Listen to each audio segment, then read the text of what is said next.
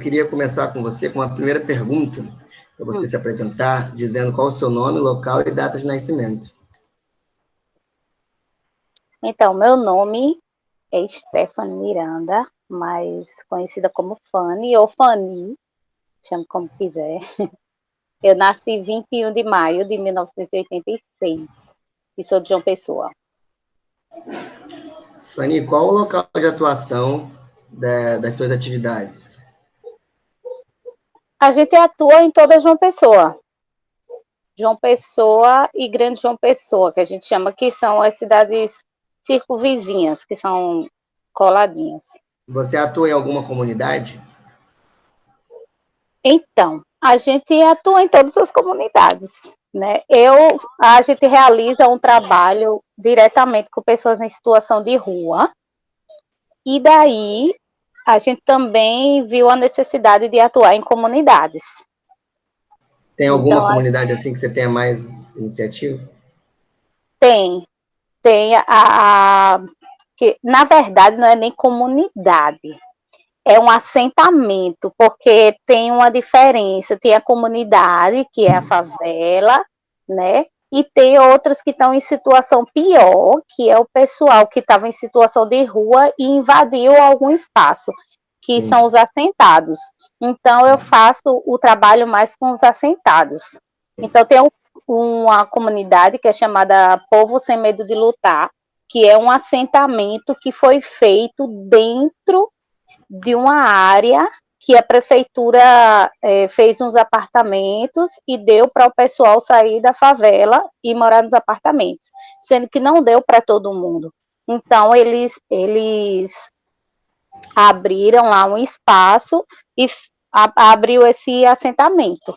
Então, são 50 famílias lá. Entendi. E como que, assim, você mora em João Pessoa e desenvolve uma iniciativa, deve ter algum dos seus motivos, até de fazer você chegar a tomar essa decisão de trabalhar com esse tipo de projeto. E aí eu fico assim curioso de saber um pouquinho como é que é a sua história com o lugar que você vive, assim, como que você descreve essa história? Aqui, eu nasci aqui praticamente. Quando eu nasci, eu morava no Funcionários 2, porque o 3 nem existia. Então, eu nasci praticamente aqui, o bairro tem a minha idade. E daí, assim que tiveram as primeiras casas, eu já vim morar aqui. E aqui sempre foi um lugar periférico, né? Aqui,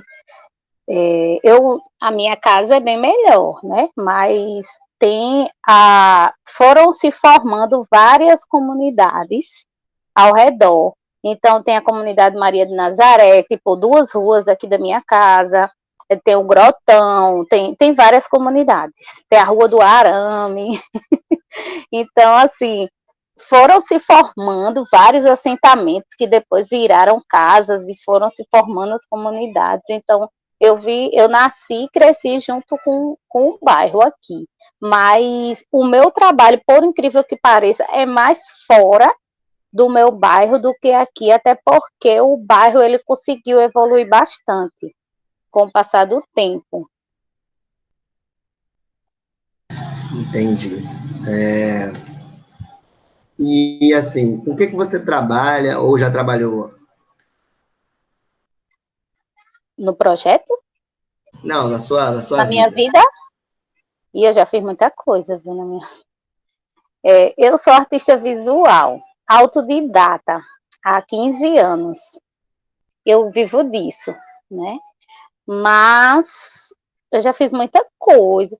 Eu sou formada em marketing, em gestão de pessoas, cursei serviço social. E não foi, tipo, eu encontro amigas do serviço social, aí diz, você saiu do serviço social, mas o serviço social não saiu de você. Mas, por incrível que pareça, não tem nada a ver. Isso é uma coisa que está dentro de mim. Não aprendi isso no curso, entendeu? Muito pelo contrário. Quem tem a oportunidade de cursar serviço social é tudo menos caridade, que é, entendeu? Que é o estigma, né? Muita gente que é religioso, que é de igreja, eles gostam de cursar serviço social achando que vão ser alguma Madre Teresa de Calcutá, sendo que não é. E essa questão eu já tinha dentro de mim desde sempre. Sempre gostei de não é nem gostar, é normal para mim, entendeu? Ver uma pessoa que está precisando de alguma coisa e tentar perguntar se precisa de alguma coisa, e se eu puder fazer, eu faço, e daí foi. Uma coisa que foi acontecendo normalmente. Aí daí, deixa eu ver mais. Aí já fiz serviço social, né? E daí eu sou empreendedora social também. Adoro empreender. Hoje em dia eu estou presidente da AME, que é a Associação de Mulheres Empreendedoras da Paraíba, que a gente procura fomentar e desenvolver o empreendedorismo feminino e materno, principalmente das mulheres com a situação menos favorecida, que a gente dá um apoio, é tudo voluntário, entendeu? Começou com um grupo de amigas com interesses em comum, que tinham filhos e estavam precisando de trabalhar, e todas gostam de empreender, e daí a gente, nesse grupo no Facebook, que foi atingido na época, no início do Facebook, e daí atingiu um número bem grande de pessoas, nem me lembro mais quantos eram, mais de 17 mil pessoas, naquela época era muita coisa. Então a gente se tornou associação, e hoje em dia a gente participa fora a pandemia, em tempos normais. Com a AME, a gente conseguiu desenvolver mais de 200 mulheres nesses anos, e as mulheres, a gente conseguiu colocar elas em feira, tipo a maior feira que tem aqui, que é a Brasil Mostra Brasil, que vem pessoas de vários países, de todos os estados do Brasil, a maior feira de entretenimento da Paraíba. A gente conseguiu uma parceria através da nossa união e força mesmo, porque a gente não tem político por trás ou nenhuma autoridade que viesse a fazer isso. Né? Foi só aquela força de vontade de participar, e através dessa ida da feira, a gente conseguiu várias coisas. Estamos aí até hoje. Desde o início eu estou na associação, e hoje precisaram aí de eu me candidatar. Aí hoje eu estou presidente. Deixa eu ver mais o que é que eu faço. E aí tem o Jump Invisível, que o Jump Invisível, ele ainda é novinho no Instagram, né? Porque eu conto o nascimento do projeto com a criação do Instagram. Porque é o que vai fomentar aí a questão das doações, né? É só a rede social. Mas também eu faço muita coisa. Eu tenho um coletivo de artistas, que é chamado Coletivo Pavilhão, porque aqui em João Pessoa tem uma praça, que é o Pavilhão do Chá, que é no Centro Histórico, que é uma praça que o pessoal antigamente, naquele tempo, tomava chá da tarde e tal. E virou o Pavilhão do Chá, que era até hoje, na verdade, é o centro de prostituição, infelizmente, no centro da cidade, 24 horas. E daí, há uns 2 anos e pouco atrás, eu fui convidada para ir para Goiânia para participar da Bienal de Tipografia Latino-Americana. E daí, quando eu voltei, agora tudo assim, é como que diz assim, não tenho nada na vida, né? Mas aí aparece essa oportunidade. E daí, como o povo só dá valor ao que vem de fora, como de São Paulo, né? Principalmente aqui no Nordeste, quando eu fui para Goiânia, quando eu estava lá, o pessoal da prefeitura já ligou para mim, perguntando se eu não queria fazer uma exposição e blá blá blá. Eu acho que eles nem sabiam direito do meu trabalho. Mas eu aceitei, eu não tinha nada para expor. Eu sou o tipo de pessoa que eu não gosto de perder oportunidades. E eu aceitei expor, sem ter nada. Então, quando eu cheguei de Goiânia, já fui criar alguma coisa, algum quadro, algum negócio que eu tinha que expor lá, que eu não podia perder essa chance. E a partir dessa exposição individual que eu fiz, porque eu sou calígrafa, eu falo muito, viu? Vai ser uma costura aqui de conversas. Eu sou calígrafa, eu sou artista visual, mas eu sou focada nas letras, então eu sou calígrafa, que é caligrafia artística, trabalho com bico de pena, essas coisas.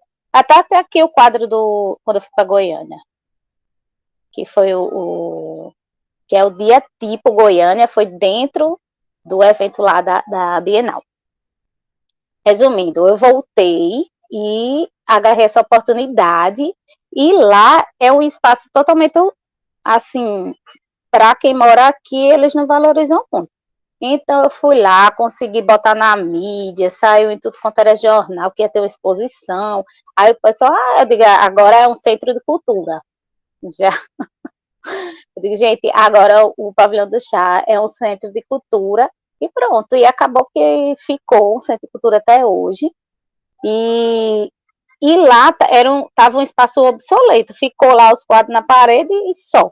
Eu disse, não, e aí, eu não posso fazer nada aqui nesse espaço, não, vamos fazer umas oficinas. Então, eu convidei vários artistas, amigos meus, que precisavam de oportunidade, ótimos artistas, e a gente ofereceu em cada sábado, porque foi um mês de exposição, então, cada sábado, pela manhã e pela tarde, cada um ofereceu um curso, uma oficina, e daí, a partir daí, criamos um coletivo Pavilhão, porque eu já tinha CNPJ, porque eu sempre fui empreendedora, né? Não preciso ter um CNPJ, porque as oportunidades vêm mais interessantes. Então, já botei o CNPJ com o nome Coletivo Pavilhão, mudei o nome Fantasia, e até hoje está aí, esse coletivo é resistência total.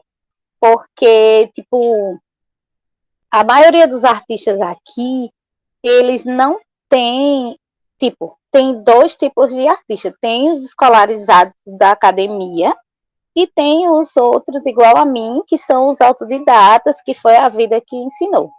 Então, os da academia, eles vão para São Paulo, eles fazem parte de grandes projetos, que daí sai um edital, eles têm a expertise de fazer de participar, de escrever um projeto, e daí ganhar uma grana e tal, que é ótimo quando acontece isso. No nosso caso, como a gente vai aprendendo com a vida, então a gente não tem essa expertise de estar escrevendo projetos, de receber uma grana para desenvolver as coisas maiores. Então, eu, por mim mesma, com minha mente empreendedora, não, a gente não pode, a gente até pode participar de edital, mas a gente não tinha a capacidade, realmente, de fazer um projeto que fosse aceito, né, no papel, passar a ideia para o papel. Então, eu comecei a querer participar de editais do governo, da prefeitura. Então, quando teve um hospital aqui, que foi uma ação já no Covid, que era uma maternidade. Era um hospital que estava meio que abandonado, eles reformaram e fizeram uma maternidade toda voltada para a Covid. Então, era só mães grávidas, né, com Covid, que iam para lá. Então, a gente entrou no edital, assim, do nada, vou me inscrever, não quero nem saber.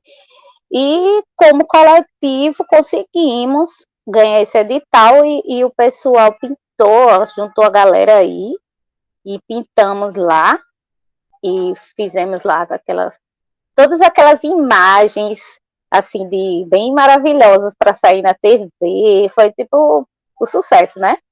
E aí, assim, foi a primeira realmente experiência grande que a gente conseguiu desenvolver como coletivo, de comunidade, de pessoas que não foi ninguém que colocou lá, nem foi ninguém que indicou, entendeu? Foi a cara e a coragem.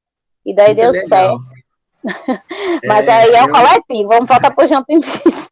Eu fico curioso de ver como é que ficou esse resultado aí desse trabalho, e também curioso de saber, assim, da sua história, que é bem bacana, como que você está ligada em várias pontes, né, fazendo várias atividades.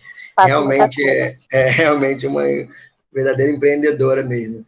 E, assim, para a gente pensar um pouco no tema que a gente está trabalhando, da questão da pandemia, aí você falou um pouquinho, mas eu queria conhecer um pouquinho mais do que você falou do Jump Invisível. Então, eu te pergunto, né, que solução foi essa que você criou para a pandemia? Como que ela funcionou? Como que ela surgiu? O que que ela desenvolveu? Como que ela funcionou?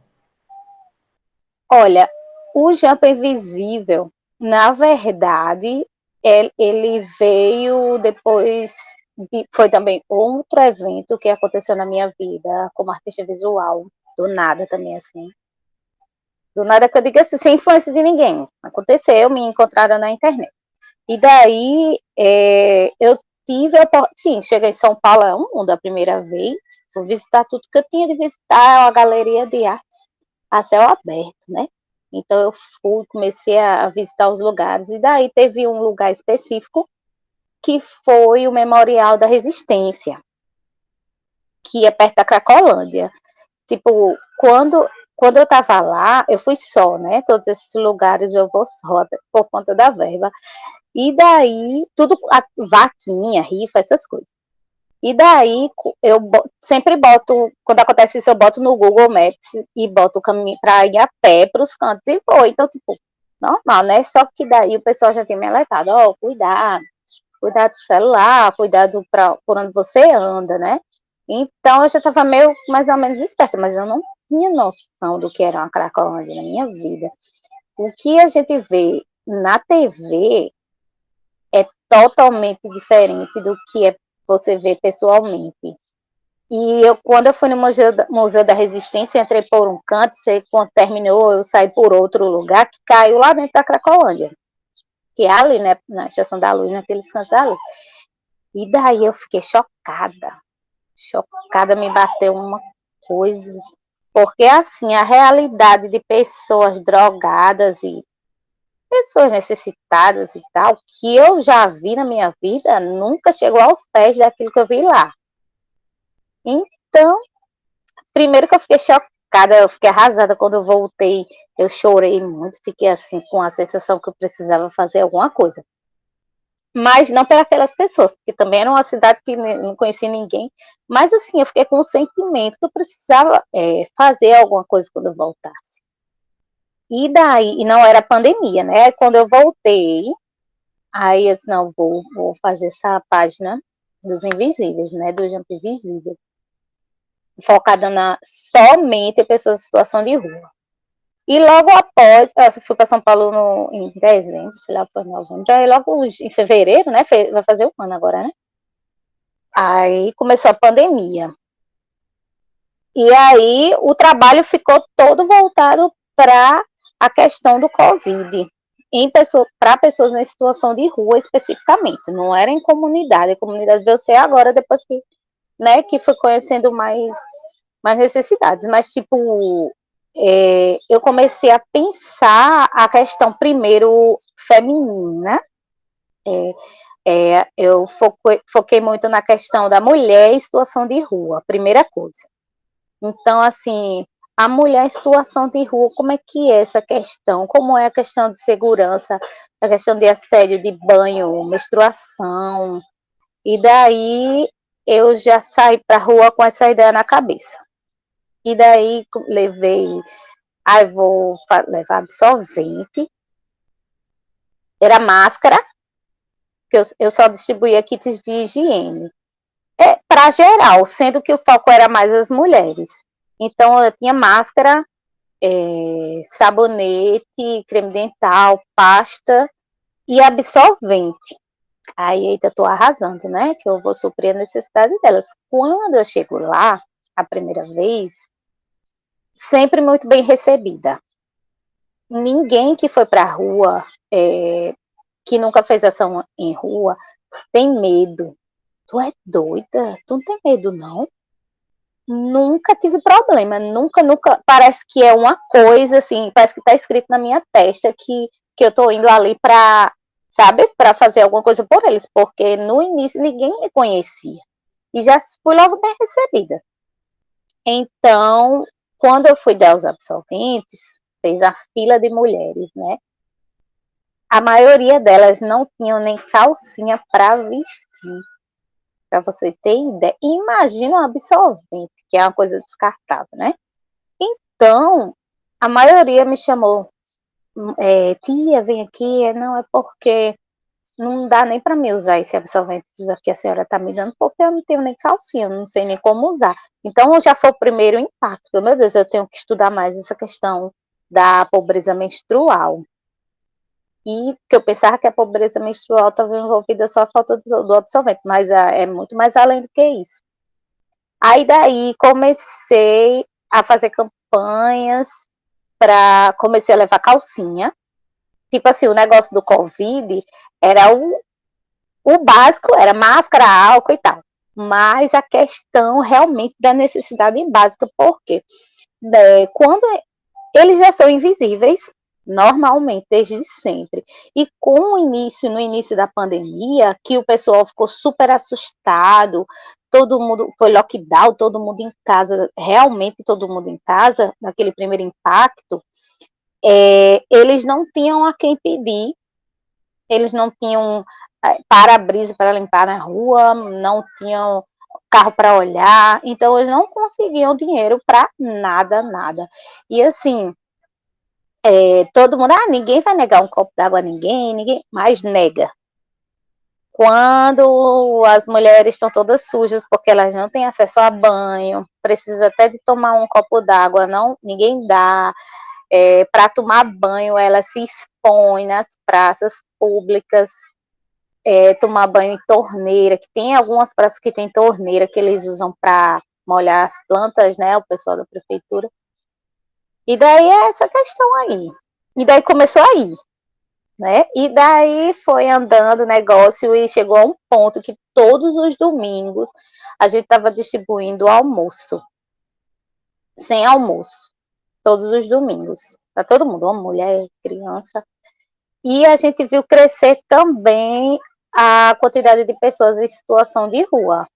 Por conta da pandemia, famílias que já eram pobres, mas daí o marido, geralmente, que é o provedor da casa, não tinha mais como trabalhar, porque não tinha mais ninguém na rua, e as obras, os pedreiros, né? As obras pararam, e ficou todo mundo sem trabalhar, tiveram que ir para a rua.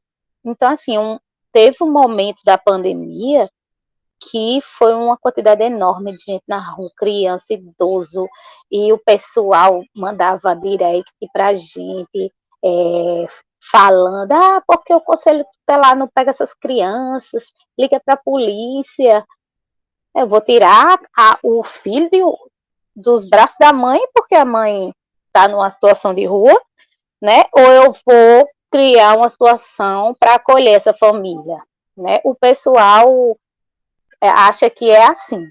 Porque essa criança, quando crescer, vai ser um bandido, porque ele está sendo criado na rua. Sendo que a gente tem que ver a questão de eu vou pegar uma criança e vou tirar dos braços da família e vou botar num abrigo. O que é que essa criança vai crescer?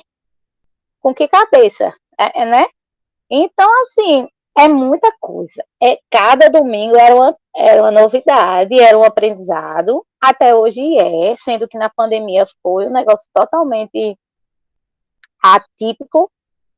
E daí chegou um momento também que foi, graças a tudo, ao universo, a Deus, às pessoas, o trabalho foi ganhando uma visibilidade, que é justamente isso. O propósito da página é dar visibilidade a quem não é visto. No início não era nem fazer doações, até porque uma pessoa autônoma, eu ia dar o quê, né? Então eu dei o que eu tinha, né? Que é minha disponibilidade. E daí não tem uma grande quantidade de pessoas, de seguidores, porém a quantidade de pessoas que tem são pessoas que realmente têm interesse na causa.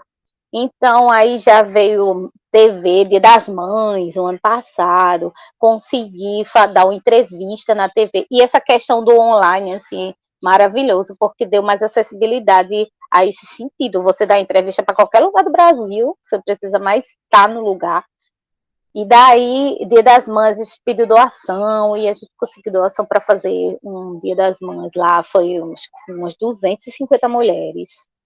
na praça, todas em situação de rua, até então, pessoas em situação de rua. Essa questão de comunidade a gente veio trabalhar mais há pouco tempo, porque aconteceu também a questão de a ideia, conheci outros projetos, né? Através da visibilidade, eu consegui ter acesso aos centros POPs, aos coordenadores dos centros POPs, ao pessoal do sistema prisional, a defensor público, tudo que uma pessoa tem direito e não sabe. Bolsa Família, essas coisas. Então, assim, eu consegui fazer o link disso, né? Ir atrás de um e de outro, pedindo contato, me oferecendo também, sou fã de Jump Invisível, não sei o que, conhece fulano, ciclano, fui pegando contato desse povo, eu fui fazendo uma minha rede de contatos. Então, tipo, uma pessoa em situação de rua, tá em situação de rua porque perdeu uma casa, vamos supor, mas ela não é um drogado e não é uma pessoa que ela ama ficar na rua, ela tá na rua porque ela adora. Não é isso. Então eu faço o quê? Vamos atrás de um abrigo para você ficar. Você não pode ficar na rua desse jeito. Então aí já ligo para fulano, para cicrano, para o pessoal do centro pop da casa de acolhida. E daí até o fim da vida eles têm que resolver isso. Eu fico em cima e sempre dá dando certo. Então, porque tem gente que está na rua, não consegue alguns benefícios básicos, porque não tem um RG, tem gente que nunca teve nem certidão de nascimento. Então, assim, faz o quê? Faz um levantamento. Tem muita coisa que eu resolvo até pelo WhatsApp mesmo. Eu ligo, fulano, tem uma pessoa. Então, tipo, a pessoa tá na rua e ela precisa de uma coisa, tem uma demanda para ela. Aí eu digo, faz assim, passa pelo menos uma semana aqui nesse lugar que você tá, tipo, em frente de tal loja tal, eu tô dormindo nessa loja. Passa bem uma semana dormindo aí, porque eu vou entrar em contato com o pessoal e esse pessoal vai aí atrás de você, para ver se resolve. Também tem um consultório de rua, que a pessoa tá com uma ferida, tá com uma lesão, com um corte, às vezes briga na rua, essas coisas. Aí o consultório de rua vai. Então, assim, é coisas mesmo de rede de contato que foi acontecendo, porque até então eu não conhecia seu ninguém. Eu fui fazendo, foi uma coisa que foi acontecendo, é uma bola de neve. Fanny, e assim, o que você acha que você precisaria para melhorar essa iniciativa que você realiza? Olhe, eu vou lhe contar uma coisa que, principalmente dinheiro. Dinheiro, incentivo, apoio de empresas. Eu queria muito, eu seria um sonho, eu fico pensando assim, porque tem empresas que apoiam causas gigantescas que todo mundo merece, não tiro o merecimento de nenhuma. Mas um exemplo, tem empresa na cidade que vai apoiar uma causa lá, não sei da onde. Tipo, que já tem vários artistas que apoiam, que já tem uma rede, e tem projetos locais que eles acham lindo, comentam, compartilham, mas não chega junto, porque a questão financeira, porque a questão da doação é muito delicada. Cada pessoa, cada comunidade tem uma demanda específica, então não adianta. Eu já cheguei a dar cesta básica, mas eu não posso dar cesta básica para uma pessoa em situação de rua. A pessoa vai fazer o quê? Com um saco de feijão e de arroz. Entendeu? Então não adianta. Aí diz, eu vou fazer uma doação. Aí geralmente, porque tem a demanda do momento, né? Tipo, tô com uma família que a mulher tá grávida e vai ser uma menina, então a doação vai ser o quê? Vai ser fralda, vai ser roupa para gestante, roupa para o bebê. Então tem coisas específicas. Vai ser um leite, tem um leite tal. E daí a pessoa às vezes quer fazer uma doação que não é tão necessária naquele momento para aquela demanda. Então, assim, quando a gente recebe, aí entra a questão de dizer, porque recebe doação, quer doação em dinheiro, tem a falta de confiança que acontece também com pessoas que não são, né, que não estão, assim, muito focadas na causa. Mas tem esse problema, às vezes, pronto, aqui hoje, no momento, na minha sala, eu tô cheia de doação de roupa, cheia, muita roupa, principalmente mulher. Mulher compra muito e daí ela já abusa logo da roupa, tem muita. Então, é um problema que a gente tem falta de roupa masculina, porque o homem ele usa muito a roupa que comprou, então ele não troca muito. E daí o pessoal quer é uma demanda de roupa. Então, às vezes, eu até fico assim, meu Deus, eu tenho vergonha de negar. Porque vai dizer, estão em situação de rua e está negando roupa. Aqueles têm uma visão, né, por cima, periférica. Aí o que é que eu faço? Eu recebo a doação, fico cheia de roupa, e daí repasso para outros.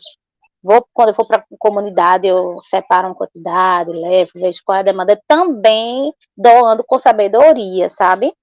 Porque tudo que vem eu tenho cuidado de chegar. Terça-feira passada, a gente foi para esse assentamento que eu falei, Povo Sem Medo de Lutar. A gente ganhou uma panelona de sopa, 150 pães, refrigerante e tal. Aí vamos levar, vamos. E eu já tinha umas roupas de skate, me lembrei. Lá tem uma escolinha.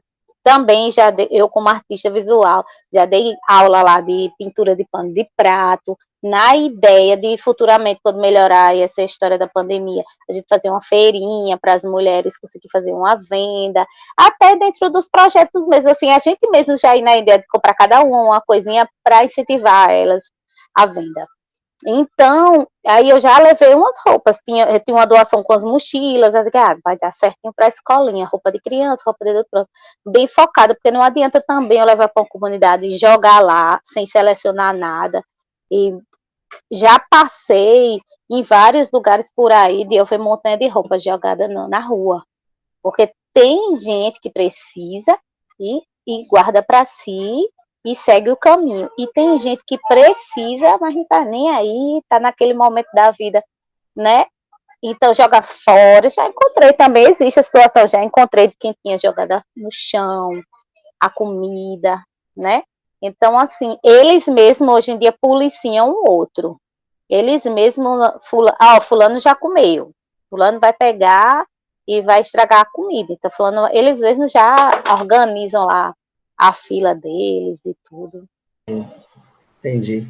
Essa história da sua atuação também durante a pandemia, com os trabalhos que se desenvolveu, com o Jump Invisível, ela modificou de alguma forma o seu olhar para essas pessoas, para a sociedade como um todo? Teve alguma mudança na sua percepção? Não, teve com certeza, né? Ninguém volta a ser o mesmo. Mas, assim, eu já tinha um pouco essa percepção, mas ficou mais forte eu acho que eu fiquei mais filosófica. Assim, porque a gente julga muito o outro que a gente não conhece.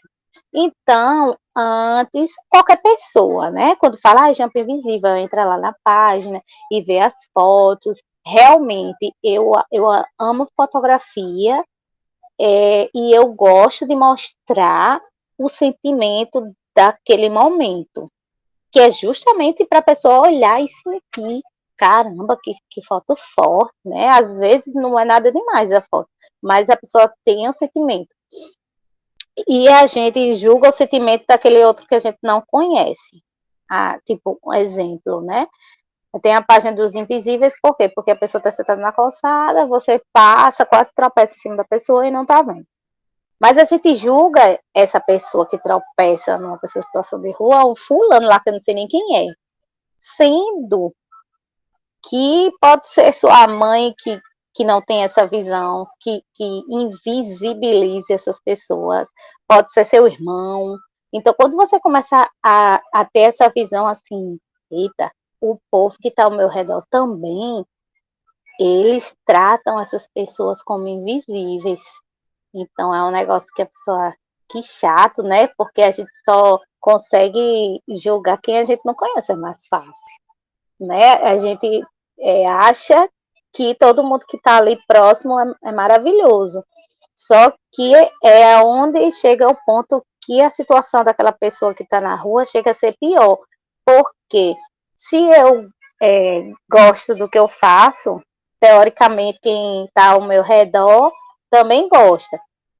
Mas não é assim, cada um tem a sua demanda, tem seu trabalho, tem sua vida, e muita gente diz, não vou gastar meu tempo, eu não vou correr risco de pegar Covid e morrer, e para ir para a rua, para ajudar uma pessoa que hoje ele está precisando, amanhã ele pode estar afundado no crack, nas drogas, e não está nem aí pelo que eu fiz por ele ontem.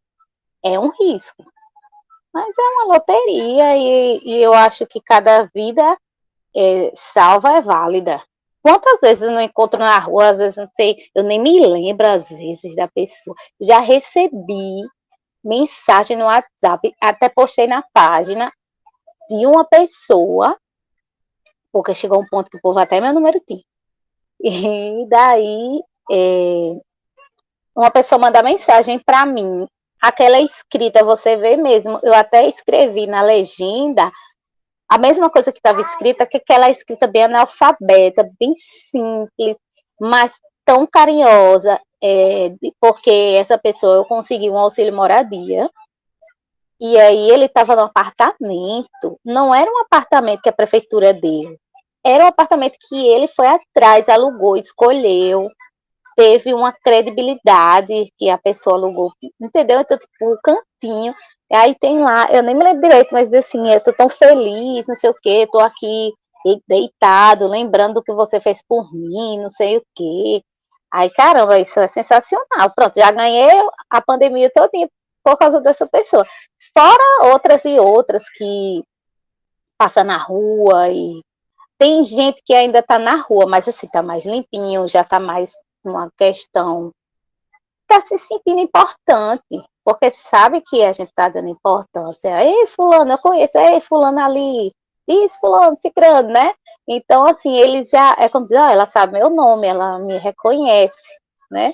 Então, é a dignidade. É a questão da dignidade, que você não pode ter nada, mas quando você tem a dignidade, você já tem uma forcinha para levantar. Sim, certíssimo, foi.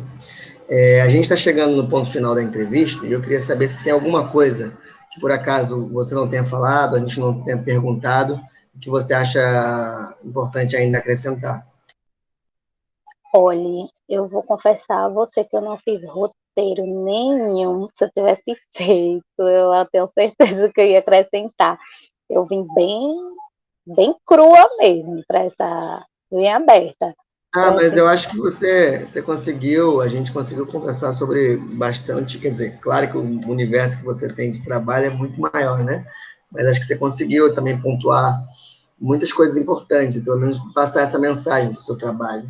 Mas se você tiver alguma coisa que faltou eu perguntar, assim, Olha, eu só lembrei de um fato que eu sempre gosto de dizer, que até hoje aqui em João Pessoa não teve nenhuma pessoa em situação de risco, não teve nenhuma pessoa em situação de rua com Covid. Possa ser que tenha acontecido de ter e não soube, mas assim, não morreu ninguém e não houve nenhuma estatística de pessoas em situação de rua com Covid. Não significa que foi porque eu fui lá na rua e dei álcool e máscara, não. Mas, assim, é a redução de danos, né? Eu gosto muito de estudar essas coisas, é muito importante. Então, a questão, o pessoal trabalha a redução de danos por causa das drogas e tal. Então, a gente teve que trabalhar a redução de danos por conta do Covid. Ninguém podia tomar água. A gente fez uma doação de água, a gente fazia doação de água também. E todo mundo, em água? É porque o pessoal sente contato com água, principalmente aqui no Nordeste é muito quente. Então, a gente fazia a doação de água, garrafinha de 500 ml, e dizia, olha, guarda essa garrafa para você, porque se você não conseguir água numa loja, você vai lá na torneirinha lá e enche sua garrafinha para não ficar tomando boca a boca e pega Covid e morre, e fica aí essa situação, e ao usar a droga vai fumar crack, cada um com seu cachimbo, aquela questão que muita gente também não conhece, existe um preconceito muito grande, mas é a redução de danos. As prostitutas, a gente fazia o kit delas, era mais específico, com algumas questões de camisinha e tal, né, com as observações a mais.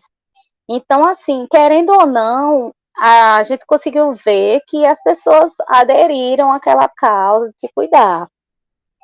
E eu ia falar outra coisa, mas eu esqueci. Mas eu acho que é essa questão mesmo era essa questão que eu queria falar, que ninguém aqui, até hoje, que eu saiba, não teve questão de Covid, não.